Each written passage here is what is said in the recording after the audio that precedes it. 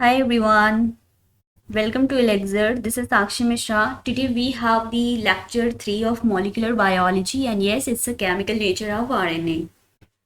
Okay, so today we will see about all the things which is related to the RNA, how their structure is, and what's their property, and what is the types of different RNA, which is again very most important topic of all the competitive for all the competitive examinations.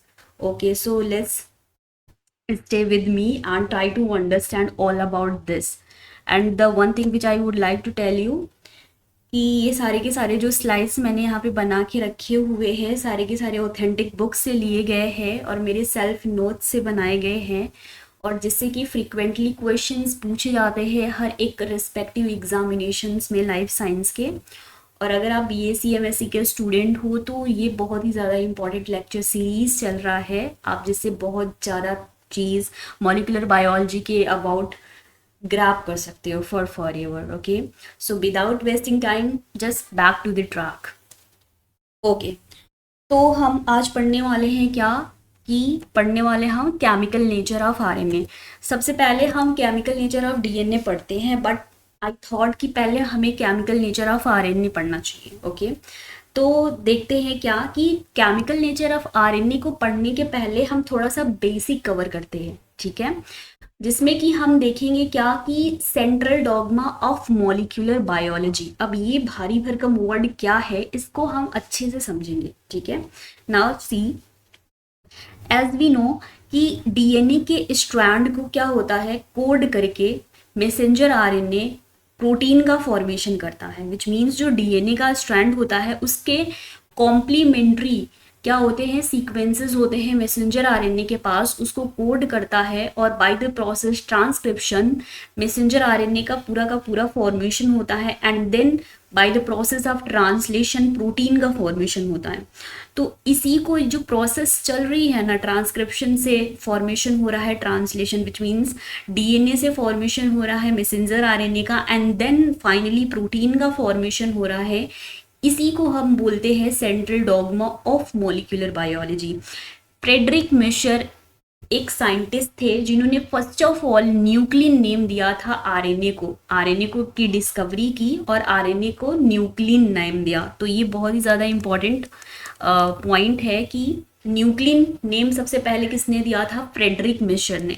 ध्यान से सुनिए आप मेरी हर सारी बातों को regarding the this lecture जिससे कि आपको सारा का सारा याद रह जाए। ओके, तो ये हमने बेसिक चीज़ देख ली कि और इसको हमने ट्रांसक्रिप्शन एंड ट्रांसलेशन को अपकमिंग लेक्चर्स में डिटेल में देखेंगे बट ये जो आज की टॉपिक है ये आरएनए से रिलेटेड है तो हम मोस्ट प्रोबेबली आरएनए पे we are going to focus and learn everything all about the RNA. Okay, so now see what is the chemical nature of RNA.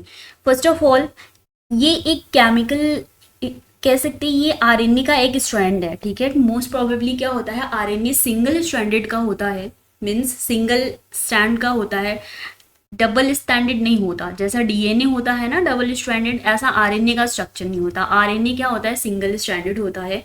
तो आरएनए जो कि है एक ribonucleic acid is a single stranded and can be double stranded एंड ये double stranded भी हो सकता है exceptionally as we know that कि साइंस में कोई भी चीज़ क्या मीन्स बहुत सारी एक्सेप्शंस है। कोई भी चीज़ एक डेफिनेट वे में नहीं रह सकती क्योंकि researches are keep on going so that is why we can't say that कि यही चीज़ होगा फॉर ऑलवेज।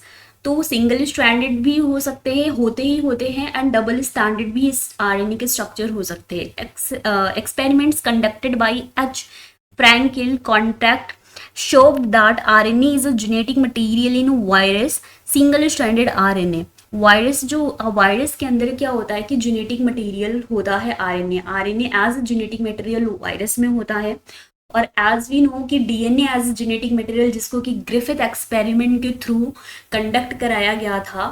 ठीक है, उसमें क्या देखा गया था कि डीएनए ट्रांसफॉर्मेशन की प्रोसेस के थ्रू कुछ चीज़ें क्या होती हैं ट्रांसफॉर्म कर जाती हैं लिविंग थिंग्स में और क्या होता है कि नई लाइफ का फॉर्मेशन हो जाता है जिसको कि हम ग्रिफिथ के एक्सपेरिमेंट में हमने देखा हुआ है।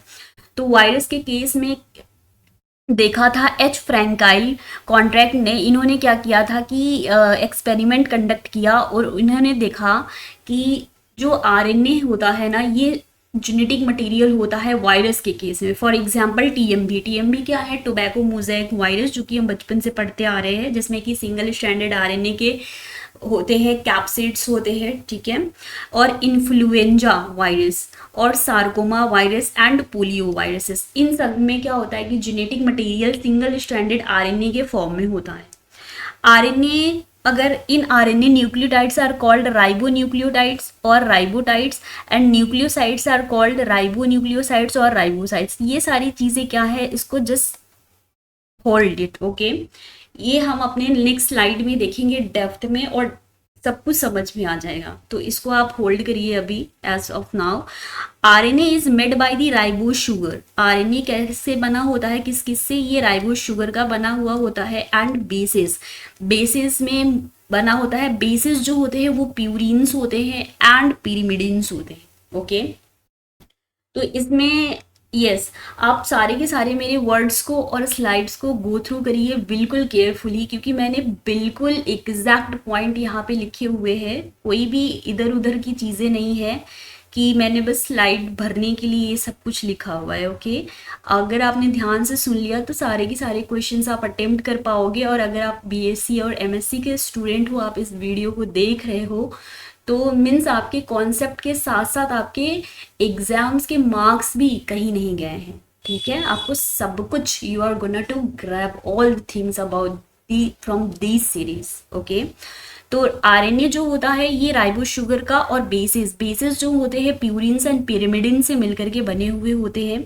प्यूरिन्स एंड पिरिमिडिन्स क्या, पायरिमिडिन्स क्या चीज़ होती है, ये बेसिस होते हैं, purines and pyrimidines,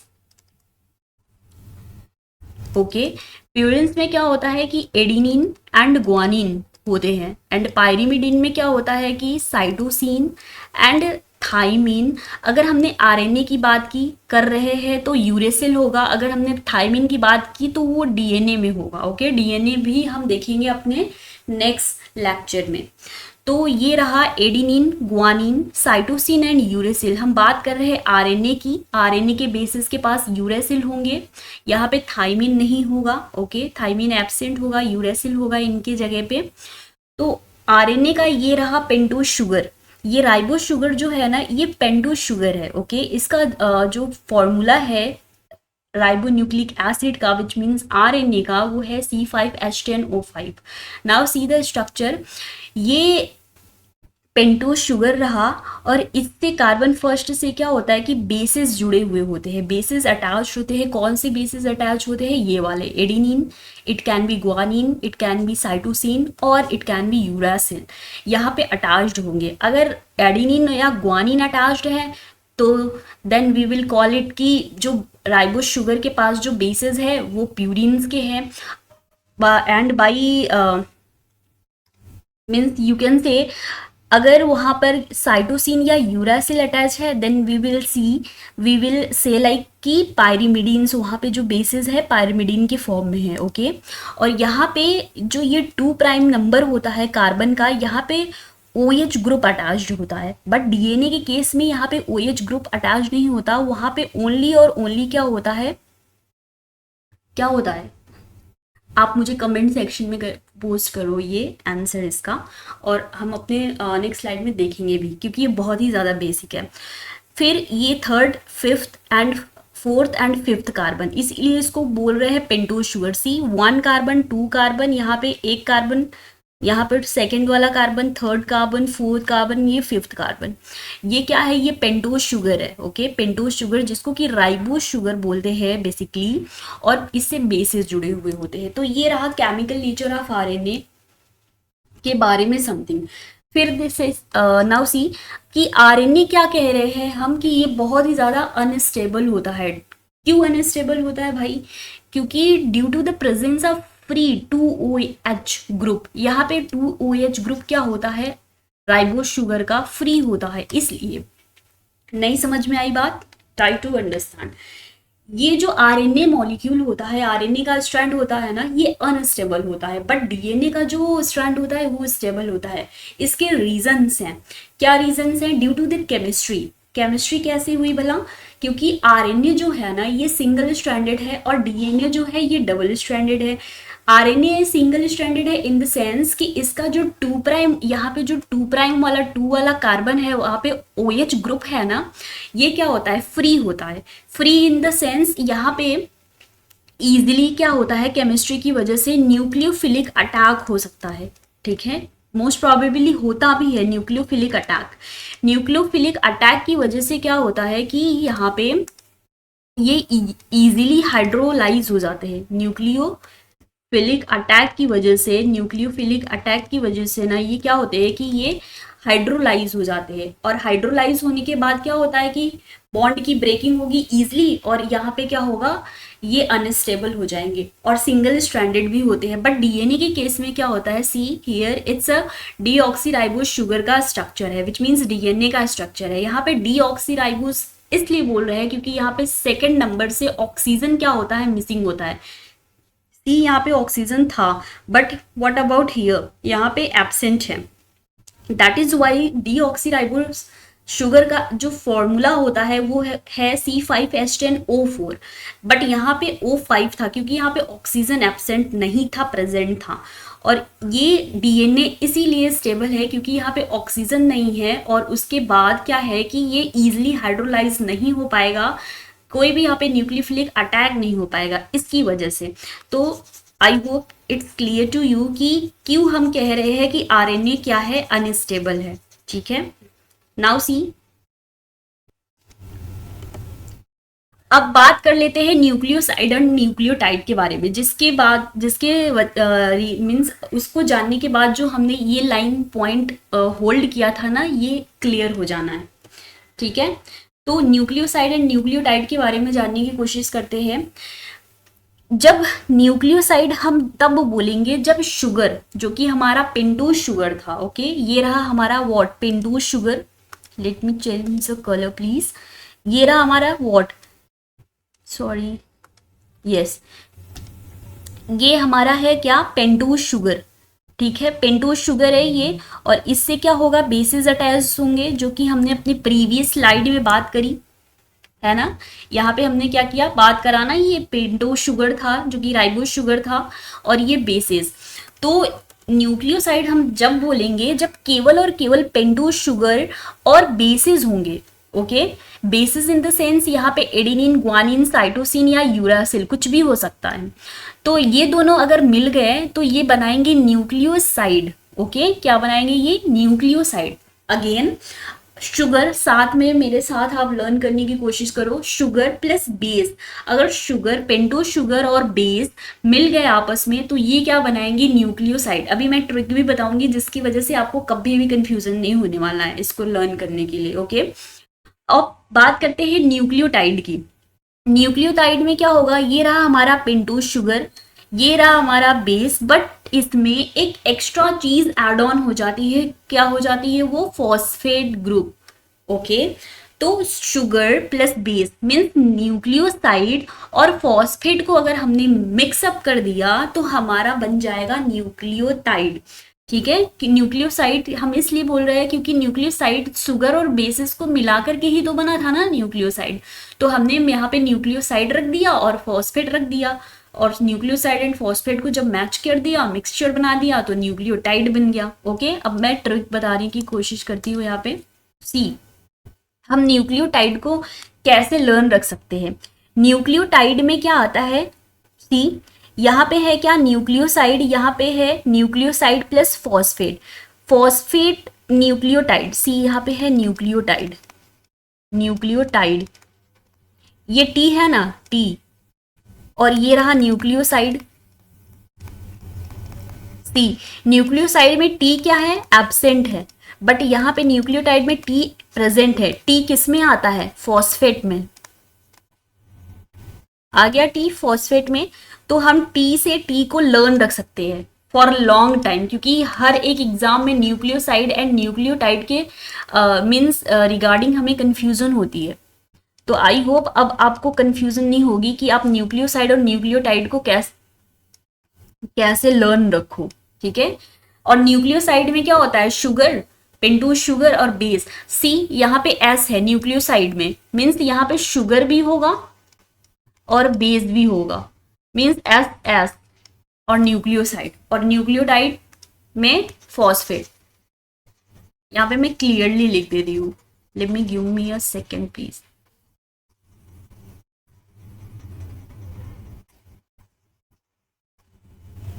okay see, अगर हमने बात की न्यूक्लियोसाइड की, न्यूक्लियोसाइड में एस आता है, एस फॉर हो गया शुगर, और बेस में भी आता है एस, एस एस, तो न्यूक्लियोसाइड। ओके, और सेकंड है न्यूक्लियोटाइड। न्यूक्लियोटाइड में तो एज वी नो कि न्यूक्लियोसाइड तो रहेंगे ही, शुगर बेस, और यहाँ पे टी है, टी किस में आता है, फॉस्फेट,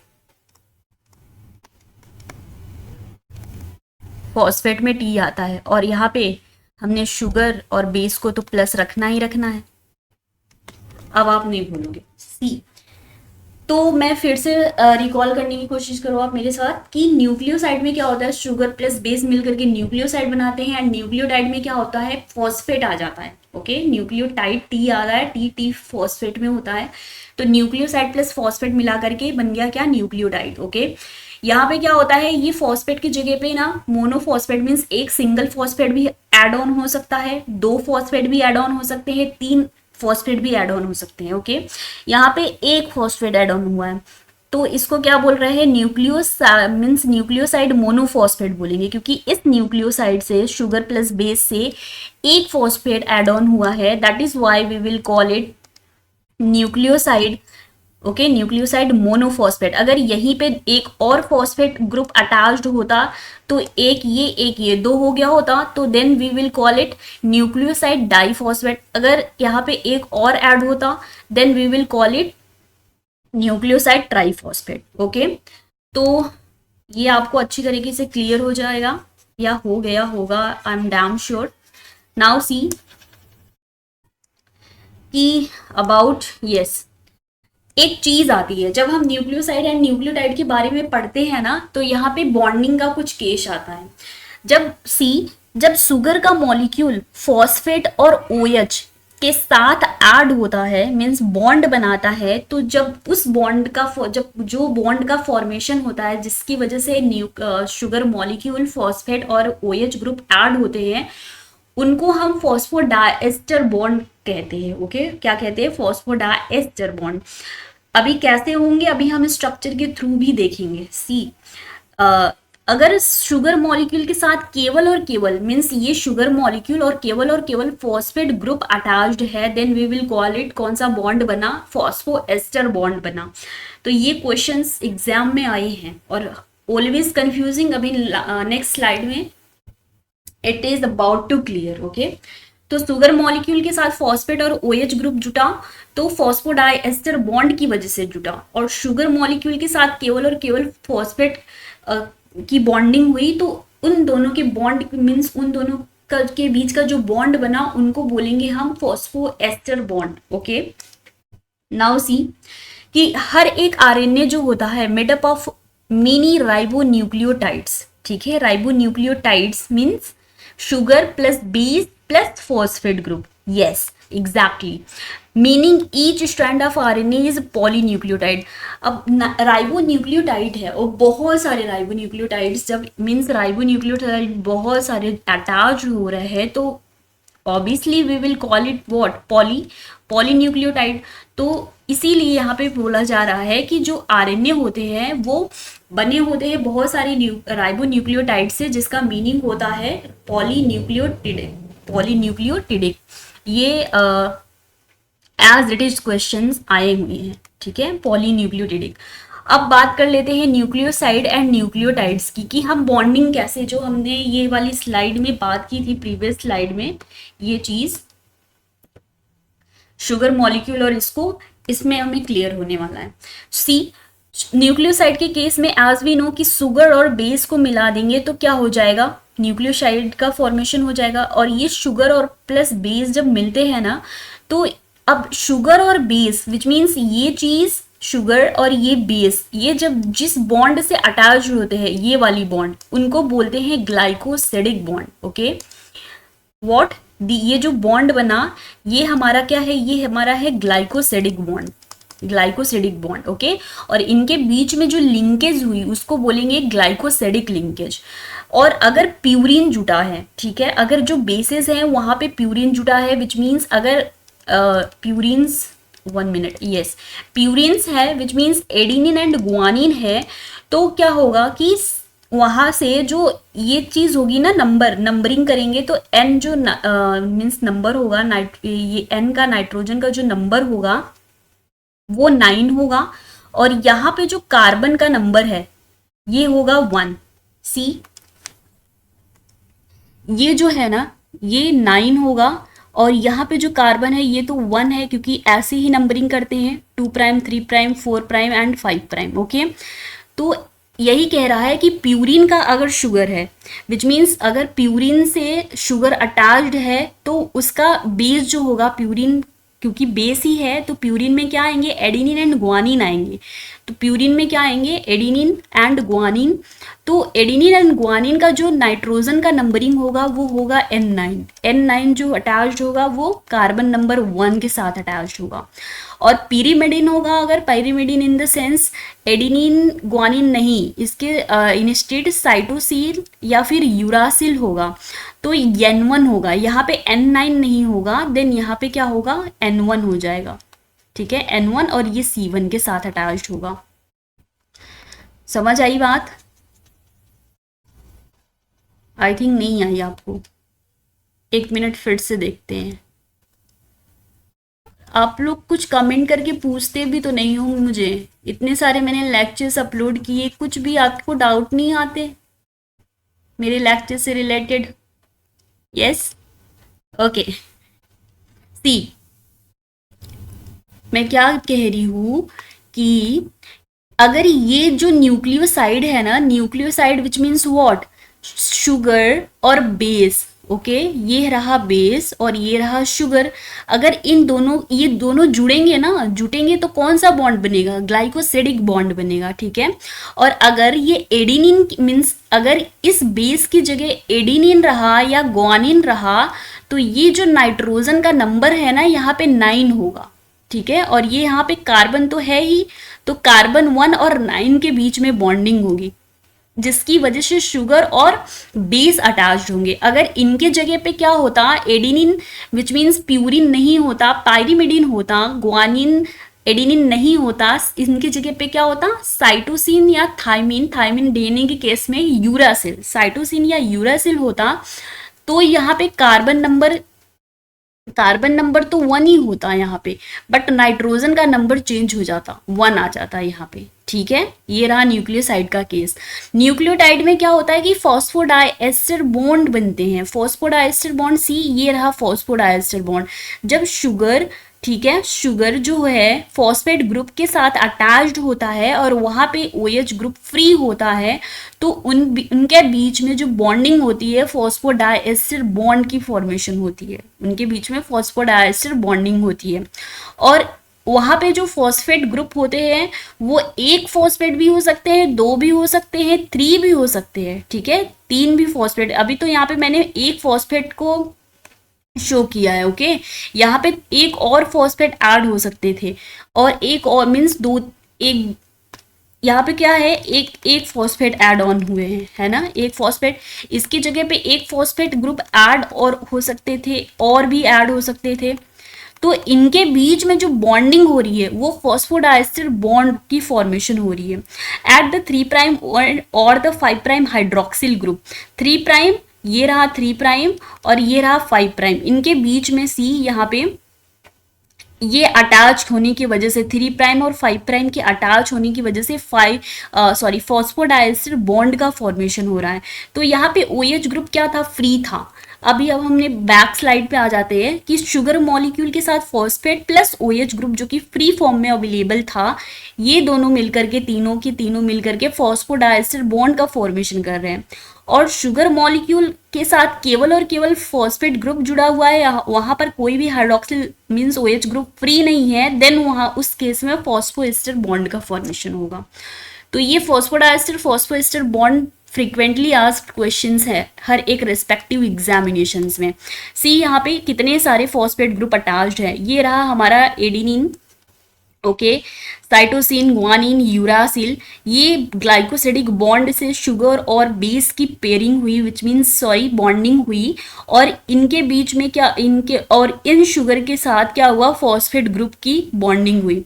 अगर शुगर के साथ फॉस्फेट ग्रुप ऐड हुआ तो फॉस्फोएस्टर बॉन्ड बनेगा। अगर OH के मीन्स अगर इनके बीच शुगर और फॉस्फेट और OH क्या हुआ, OH के बीच में बॉन्डिंग हुई तो फॉस्फोडाइएस्टर बॉन्ड बनेगा, एंड इफ शुगर और बेस की पेयरिंग हुई विच मीन्स ये शुगर और बेस अटैच्ड हुए तो यहाँ पे ग्लाइकोसिडिक बॉन्ड बनेगा। ओके, तो it was all about the chemical nature of RNA. Now see, okay, कुछ सफिक्स होते हैं सी फॉर द RNA। राइबोन्यूक्लियोसाइड के बारे में भी होता है, राइबोन्यूक्लियोटाइड के रिगार्डिंग होता है। अभी हमने न्यूक्लियोसाइड के बारे में सब कुछ जान रखा है, तो इसको आप एज इट इज आप लर्न रख लेना और क्या समझने की कोशिश करो। प्यूरिन के केस में प्यूरिन फॉर क्या, एडिनिन, और हम ग्वानिन की बात कर रहे हैं, ओके। और पायरिमिडिन हम बात करेंगे किसकी, साइटोसिन की और यूरासिल की, because we are study about the RNA, तो वहां पे DNA की जगह पे क्या होता है, यूरासिल आता है, ठीक है। तो थायमिन की जगह पे यूरासिल आता है। तो प्यूरिन के केस में जब हम राइबोन्यूक्लियोसाइड बोल रहे हैं ना, तो प्यूरिन के केस में हम सफिक्स लगाएंगे ओसाइन। तो एडिनिन प्लस राइबो शुगर मिला, एडिनिन एंड राइबो शुगर मिलकर के राइबोन्यूक्लियोसाइड बनाएंगे, तो हमें सफिक्स क्या लगाना है, ओसाइन। तो राइबो अभी क्या हो गया, राइबो एडिनोसाइन या फिर एडिनोसिन, ठीक है। तो ये अगर हमने बोला राइबो एडिनोसाइन या फिर एडिनोसिन विच मीन्स ये क्या है, ये एक राइबोन्यूक्लियोसाइड है। सिमिलरली अगर हमने बोला guanine plus ribose, that mean riboguanosine या फिर ग्वानोसाइन, ठीक है। ये रहा प्यूरिन के केस में। पायरिमिडिन के केस में हम आइडिन सफिक्स लगाएंगे, ओके। तो cytosine plus ribose is equal to what, it's your homework, okay. आप मुझे कमेंट सेक्शन में मैसेज करके बताओगे कि इसका क्या होगा, इसको क्या बोलेंगे, okay. Now see the ribonucleotides में क्या होगा, similarly adenine plus ribose plus inorganic phosphate लगाएंगे, ओके। क्योंकि राइबोस शुगर और बेस प्लस शुगर और फॉस्फेट था तो टाइड हो रहा था, सी टाइड, यहाँ पे टी सफिक्स बताया था किसकी केस में, फॉस्फेट के केस में, ठीक है। तो adenine plus ribose plus inorganic phosphate को अगर हमने पूरा का पूरा ऐड किया तो राइबो एडिनोसाइन 5 मोनोफॉस्फेट या फिर एडिनाइलिक एसिड हो गया, तो इसको हम बोलेंगे ribonucleotide, okay. Similarly guanine plus ribose plus inorganic phosphate को ऐड किया तो बन गया क्या हमारा, राइबो ग्वानोसाइन 5 मोनोफॉस्फेट या फिर इनको बोलेंगे guanylic acid. Similarly cytosine plus ribose और इनऑर्गेनिक फॉस्फेट को ऐड किया देन बन गया राइबोसाइटिडीन 5 मोनोफॉस्फेट या फिर साइटिडिलिक एसिड। फोर्थ में हमने क्या करेंगे, हम यूरासिल के केस में देखेंगे, ये भी आपका होमवर्क है, don't forget to comment me, okay. Now see, ये रहा न्यूक्लियोसाइड एंड न्यूक्लियोटाइड के बारे में कुछ extra. Nucleoside is a compound formed by the union of nitrogen base with a pentose sugar. अब आप जान गए हो बहुत अच्छी तरीके से, nucleotide is a compound formed by the union of nitrogenous base as pentose sugar and phosphate as we discussed already. It is the component of nucleotide and nucleotide is formed through the phosphorylation of nucleoside which means phosphate group का add on होने जाना ही nucleotide का formation कहलाता है। जो nucleoside होता है एक स्लाइटली बेसिक होता है नेचर में, और न्यूक्लियोसाइड इज व्हाट, ये न्यूक्लियोसाइड जो होते हैं नेचर में एसिडिक होते हैं, ठीक है। ये रहा एग्जाम्पल किसका, न्यूक्लियोसाइड का। और ये रहा एग्जाम्पल किसका, फॉस्फेट ग्रुप ऐड ऑन हो गया तो न्यूक्लियोटाइड का एग्जाम्पल। नाउ सी कि कुछ टाइप्स होते हैं आरएनए के। ओके, आरएनए के टाइप्स होते हैं जेनेटिक आरएनए या फिर जिनको जीनोमिक आरएनए भी बोलते हैं, एक non genetic RNA. Genetic RNA और जीनोमिक आरएनए विच मीन्स ऐसे ऑर्गेनिज्म जिनके पास केवल और केवल आरएनए होता है एज उनका जेनेटिक मटेरियल, ठीक है, जिसको कि जेनेटिक आरएनए बोल रहे हैं। For example tobacco mosaic virus को हम कंसीडर कर सकते हैं, क्योंकि टोबैको मोज़ेक वायरस में सिंगल स्ट्रैंडेड आरएनए होता है जो कि फंक्शन करता है as a genetic material. Okay, तो ये था genetic RNA. Non genetic RNA में क्या होता है कि जो ऑर्गेनिज्म के पास डीएनए होता है, ठीक है, along with the RNA, means DNA भी होता है साथ साथ में उनके पास आरएनए भी होता है, जहां पे आरएनए कैरी करता है कुछ ऑर्डर, या फिर कह सकते हैं डीएनए के स्ट्रैंड को कोड करके क्या बनाता है, मीन्स आरएनए बनाता है, जो कि हमने सेंट्रल डॉगमा का केस पढ़ा हुआ अभी प्रीवियस स्लाइड में। तो उनको बोलेंगे non genetic RNA. Means genetic RNA जो कि मीन्स आरएनए को कैरी करे एज जेनेटिक मटेरियल, और नॉन जेनेटिक आरएनए जो कि ऐसे ऑर्गेनिज्म जो जिनके पास डीएनए हो और उनके पास मीन्स डीएनए के साथ साथ आरएनए भी हो, जो कि कैरी करे डीएनए के सीक्वेंसेस को, उनके सीक्वेंसेस को मीन्स कॉम्प्लीमेंट्री अपोजिट तरीके से डीएनए के सीक्वेंसेस को क्या करें, कैरी करे और प्रोटीन का सिंथेसिस करे, ठीक है। तो by means of there 3 types of RNA होते हैं। कौन कौन से, M R N A, R R N A, T R N A. M for messenger RNA, R for ribosomal RNA, T for transfer RNA. यहाँ पे to the point चीजें लिखी हुई हैं मैसेंजर आरएनए के बारे में कि मैसेंजर आरएनए का जो नेम था ये जैकब एंड मोनार्ड ने 1961 में दिया था।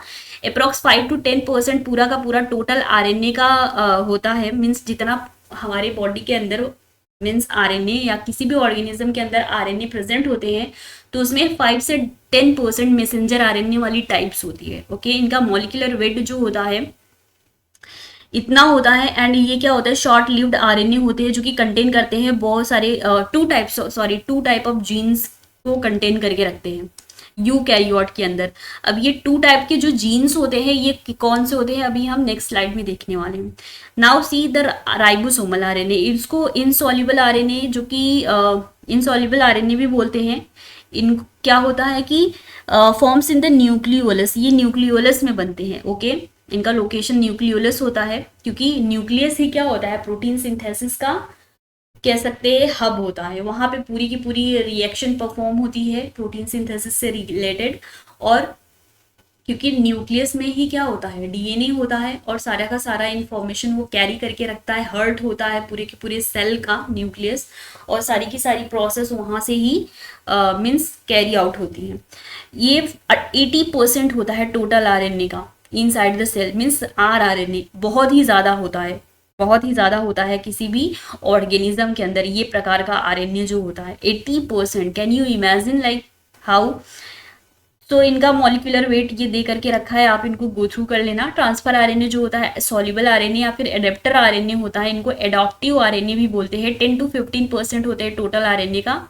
ओके, ये बहुत ही ज़्यादा स्टडी टाइप ऑफ आरएनए होते हैं जो कि कंटेन करते हैं बहुत सारे मॉडिफाइड बेसिस को, like inosine, स्यूडोयूरिडिन and डाईहाइड्रोयूरिडिन।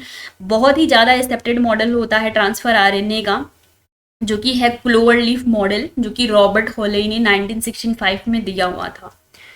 Okay, let's see them one by one. See first of all the messenger RNA. Messenger RNA क्या है कि नेम से ही रिजेंबल हो रहा है, something is going to carry a certain message. Okay, कैसा message, let's see. ये carry करके रखते हैं code from the DNA to ribosome from the protein for the protein synthesis. As we know कि डीएनए से मैसेंजर आरएनए का ही formation होता है, जो हमारा प्रीवियस स्लाइड था। ओके, डीएनए से ये चीज जो बनी ना मैसेंजर आरएनए, इसी के कोड को, डीएनए के सीक्वेंसेस को, जो ये प्यूरिन्स एंड पायरिमिडिन्स के जो कोड्स थे, जो सीक्वेंसेस थे, बेसिस थे, उसी को कोड किया। कोड करने के बाद ये थाइमिन की जगह पे यूरासिल लाया और क्या हुआ, यहाँ पे पूरा का पूरा मैसेंजर आरएनए की कोडिंग करके मैसेंजर आरएनए बना दिया। अब मैसेंजर आरएनए से प्रोटीन का फॉर्मेशन होने वाला है, तो इसलिए हमने मैसेंजर आरएनए को बोला कि ये कैरी करके रखता है कोड को, जो कि डीएनए को कोड करके राइबोसोम पे प्रोटीन सिंथेसिस के लिए प्रोसेस कैरी आउट करता है, जो कि पॉजेस करता है दो टाइप ऑफ जीन, जो कि हमने यूकैरियोटिक के केस में बात की थी। एक होता है मोनोसिस्टोनिक, एक होता है पॉलीसिस्टोनिक। मोनोसिस्टोनिक जो होता है ये यूकैरियोटिक सेल्स में देखने को मिलता है, एंड पॉलीसिस्टोनिक जो जीन्स होते हैं ये प्रोकैरियोट्स में देखने को मिलते हैं। अब क्या होता है मोनोसिस्टोनिक पॉलीसिस्टोनिक, सी अभी हम ये सारा का सारा अपने अपकमिंग लेक्चर्स में देखेंगे जब हम ट्रांसक्रिप्शन ट्रांसलेशन पढ़ने वाले होंगे। Then because it's a previous lecture, तो इसलिए बहुत ही ज़्यादा बेसिक है अभी फ़िलहाल में तो, और सारा का सारा मैं इसमें कवर भी नहीं कर सकती क्योंकि बहुत ही ज़्यादा टाइम टेकन हो जाएगा, तो आपको थोड़ी बोरिंग फील होगी। दैट इज़ वाई मीन्स अभी मैं आरएनए से रिलेटेड ही चीज़ें यहाँ पे बताना चाहती हूँ। फिर स्टिल कि पॉलीसिस्टोनिक में क्या होता है कि प्रोकैरियोटिक के केस में मैसेंजर आरएनए से बहुत सारे जीन्स मीन्स बहुत सारे प्रोटीन का फॉर्मेशन हो जाता है। ओके, और मोनोसिस्टोनिक का केस क्या होता है कि यहाँ पे जब मैसेंजर आरएनए, ये रहा एमआरएनए, मैसेंजर आरएनए केवल और केवल एक प्रोटीन को कोड करता है। ठीक है, केवल और केवल एक प्रोटीन के फॉर्मेशन को एक प्रोटीन का फॉर्मेशन करता है, तो उसको बोलते हैं monocistronic. Has a two side, initiation site with initiation codon and termination site. Messenger RNA के पास दो साइट्स होते हैं, एक इनिशिएशन साइट होता है, ये रहा है हमारा इनिशिएशन साइट, जिसको कि हम अपस्ट्रीम भी बोलते हैं।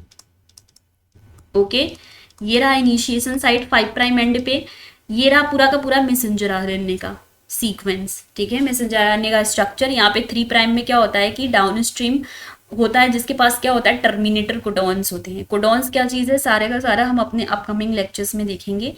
यहाँ पे क्या होता है कि initiation codon AUG, this is AUG। ये AUG जो होता है ये मेथियोनिन के लिए होता है।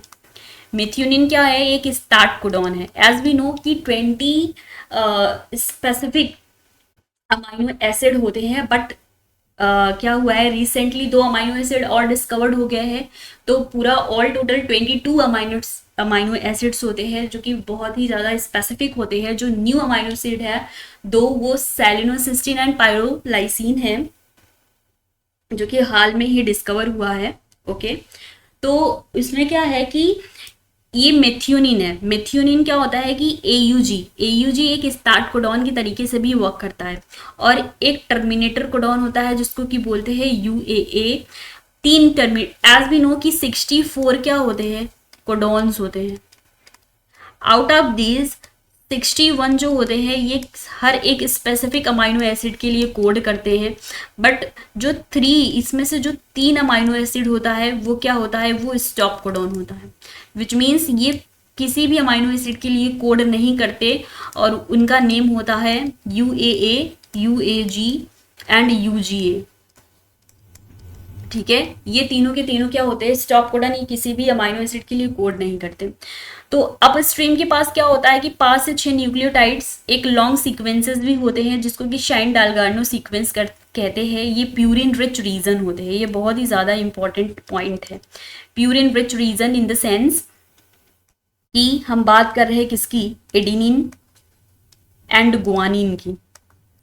तो ये सीक्वेंस अपस्ट्रीम के पास 5 प्राइम एंड पे मीन्स कह सकते हैं 5 से 10 न्यूक्लियोटाइड लॉन्ग, 5 से 6 न्यूक्लियोटाइड लॉन्ग एक सीक्वेंसेस होता है, जो कि एडेनिन ग्वानिन रिच होता है, प्यूरिन रिच होता है मोस्ट प्रोबेबली, जिसको कि साइन डालगोर्नो सीक्वेंस बोलते हैं। ओके, ये रहा मैसेंजर आरएनए के बारे में। Now see the next, ribosomal RNA. RNA that is found in the ribosomes are called ribosomal RNA. ऐसा आरएनए जो कि राइबोसोम पे पाया जा रहा है, ठीक है, उसको क्या बोल रहे हैं, ribosomal RNA. Ribosomes are the translational machinery where protein synthesis occur. Ribosomes as we know कि क्या है, ये प्रोटीन सिंथेसिस का एक हब है।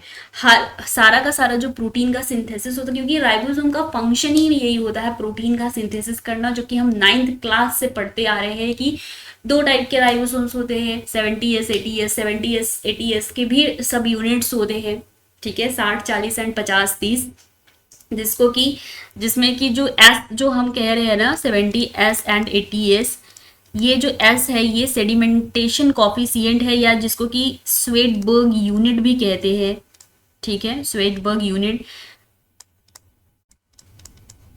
तो ये प्रोकैरियोट यूकैरियोट के कुछ राइबोसोम्स हैं, ठीक है।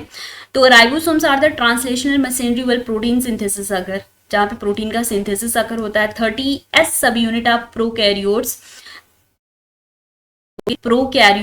contain a single 60s ribosomal RNA chain has the complementary sequence to the signed Algorno sequence। अब ये क्या है कि सी 70s में क्या होता है कि सब टाइप्स होते हैं 50 एंड 30, ओके। और 80 में क्या होते हैं 60 and 40s, 50s, 30s, okay, 60 और 40s। तो जो ये 30, ये रहा मैसेंजर आरएनए का एक कह सकते हैं स्ट्रैंड, ठीक है। ये मैसेंजर आरएनए का स्ट्रैंड है जहाँ पे एक क्या है स्टार्ट कोडॉन अटैच है, AUG स्टार्ट कोडॉन। तो यहाँ पे एज वी नो कि यहाँ पे अप स्ट्रीम 5 प्राइम एंड के पास, अप स्ट्रीम के पास कुछ 5 से 6 nucleotide long purine rich sequences होते हैं, ठीक है, एडेनिन ग्वानिन रिच सीक्वेंसेस होते हैं जिसको कि we will call it Shine Dalgarno sequences. तो जो 30 ये 50s राइबोसोम है इसका सब यूनिट, ये 30s राइबोसोम है, ओके। 30s राइबोसोम के पास क्या होता है कि शाइल्ड-डालकार्नो सीक्वेंस के opposite complementary which means opposite, okay, opposite कुछ सीक्वेंसेस होते हैं शाइल्ड-डालकार्नो सीक्वेंसेस के। तो जिनको कि क्या बोल रहे हैं राइबोसोमल RRNA बोल रहे हैं, इन्हीं को बोल रहे हैं RRNA। और ये जो 5 means 50s ribosome and 30s ribosome आपस में अटैच्ड होते हैं मैसेंजर आरएनए के पास, ये IF3 की वजह से होते हैं। IF3 क्या होता है, एक इनिशिएशन फैक्टर होता है जहां से क्या होता है प्रोसेस कैरी आउट होती है, स्टार्ट होती है। ये हम अपने प्रोसेस में डिफरेंट लेक्चर्स में देखेंगे कि when we will study about the transcription and translation, then we will see in the depth।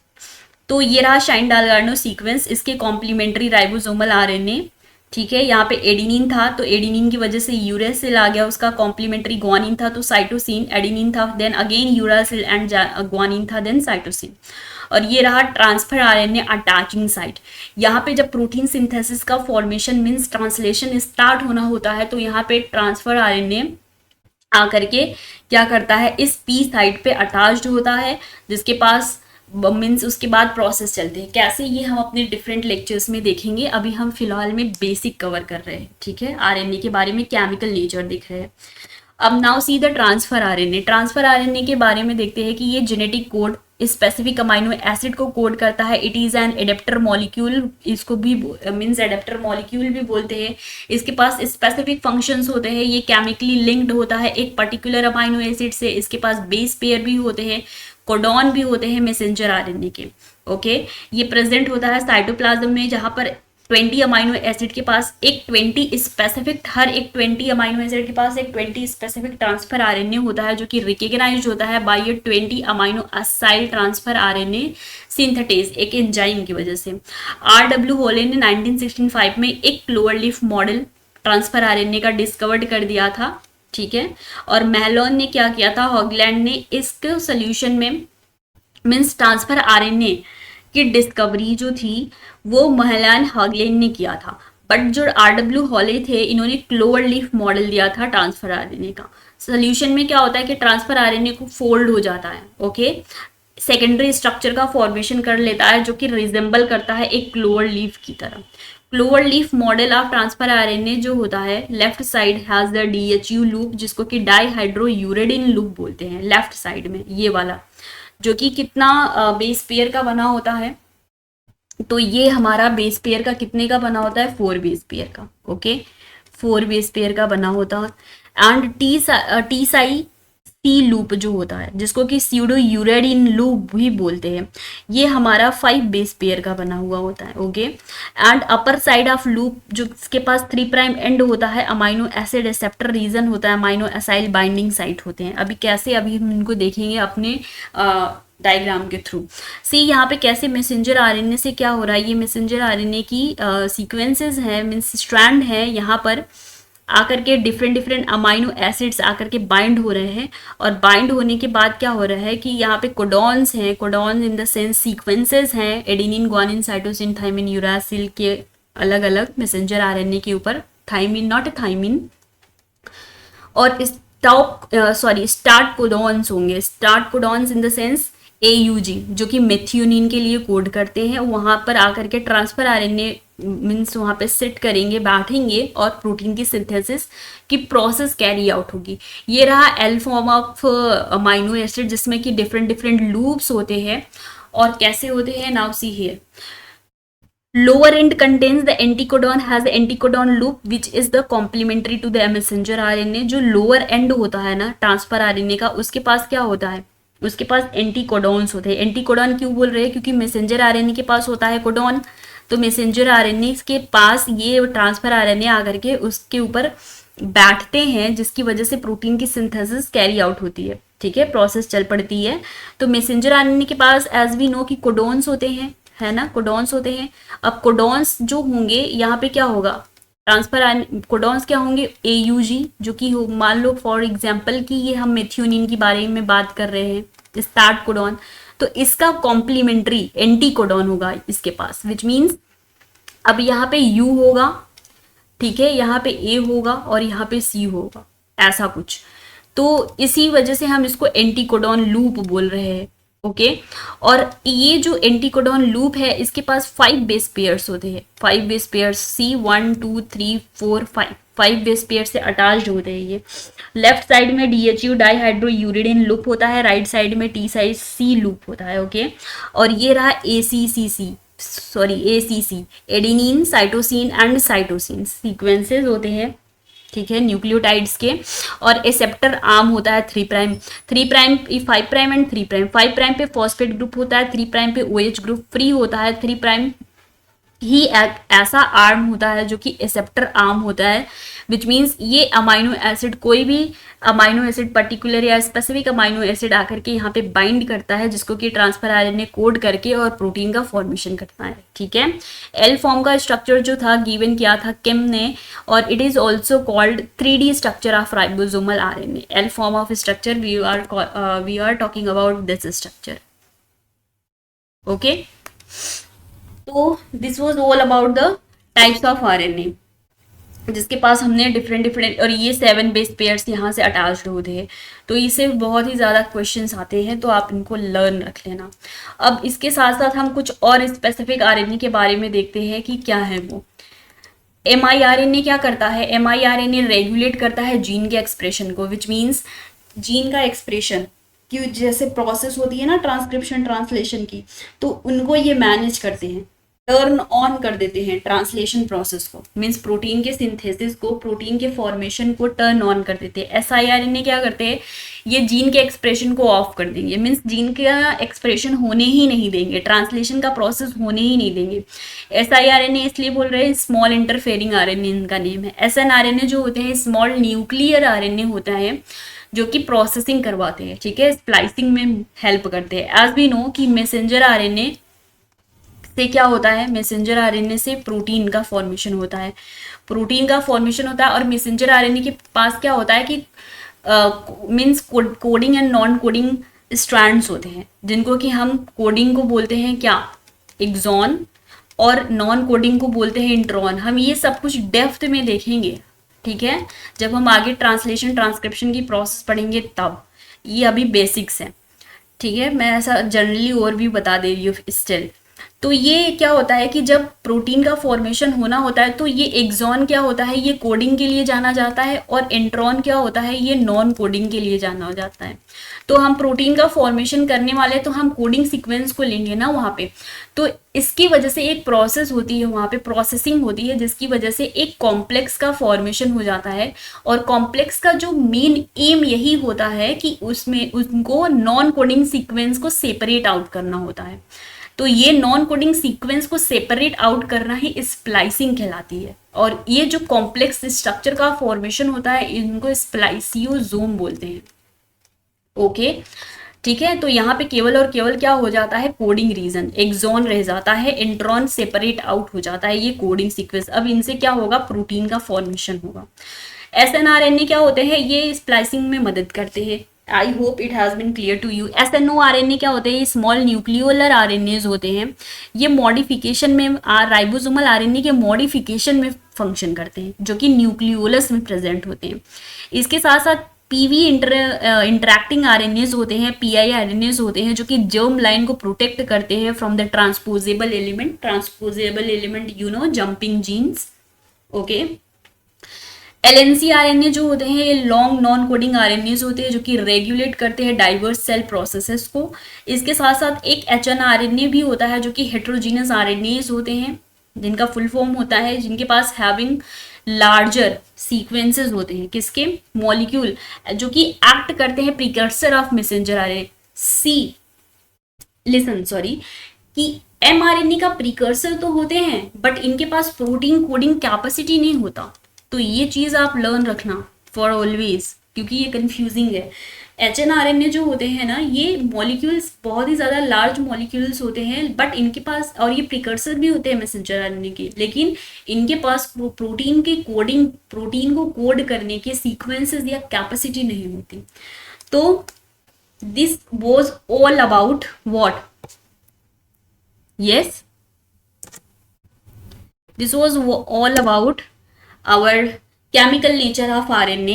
okay, so अगर आपको कोई भी डाउट होती है regarding the today's topic, so don't forget to post your doubt on the comment section. I will glad to clear your all the doubts, and stay tuned for more all the important lectures related with the molecular biology.